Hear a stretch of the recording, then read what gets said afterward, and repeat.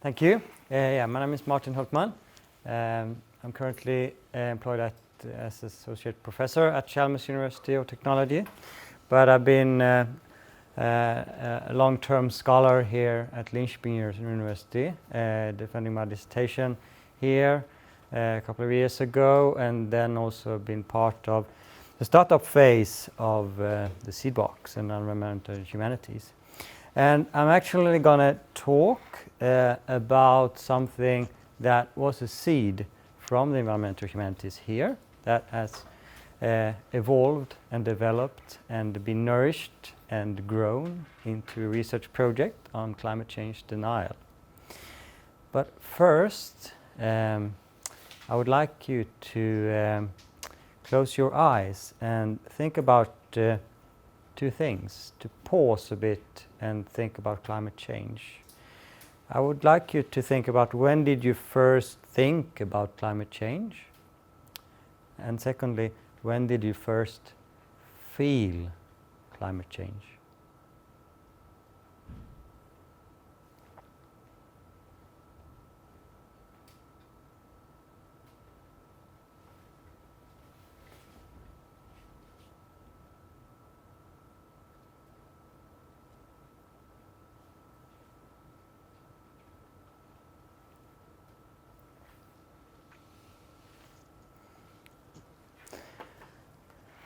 Yeah, welcome back.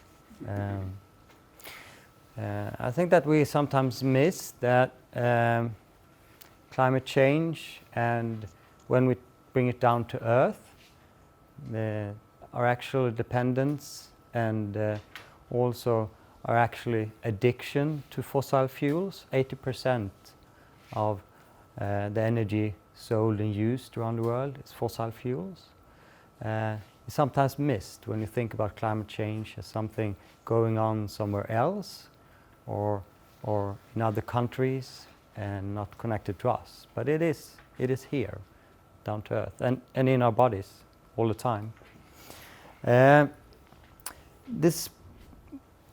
project of climate change denial that I work with now as part of a grant from Seedbox called Topology of Climate Change, and we will have our conference in January in which we bring together a scholarship on that. But my thinking about climate change denial comes out of the notion and the knowledge that we have known about climate change, how crucial it is to deal with it for over 30 years.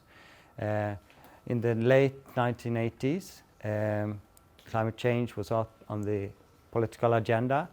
In Sweden, one of the most effective policy instruments was actually put in place in the late 1980s, beginning of 1990s, called a carbon dioxide tax. The issue was among the citizens. It was up at the core level of the leadership for the companies. But still, there's been 30 years and we are not even close today to actually deal with this issue as the existential issue as it is. My starting point to think about this is also coming out of a book called Living in Denial by the American-Norwegian sociologist Kari-Marie Norgard.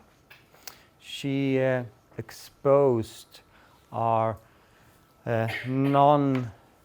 how we do not deal with climate change by researching a small community, or not such a small community, a small city in Norway, and asked questions, how can we have this type of knowledge and not act upon it? And she exposed the strategies of describing our particular, or that community's or that country's particular small contribution to climate change. She also exposed that we are still within, we still think that technology will save us in the future, so it will come a solution. She also exposed the idea that Norway as well as Sweden think of ourselves as environmental leaders, so we are really already as good as we can. We cannot be that much better. We should instead export our solutions and not take that into account, that we need to change our structures, our ideas, and what we do. So I work with 4 different forms of climate change denial. Organized, which is very much funded by the oil and gas industry and into lobby groups that are creating counter climate change research.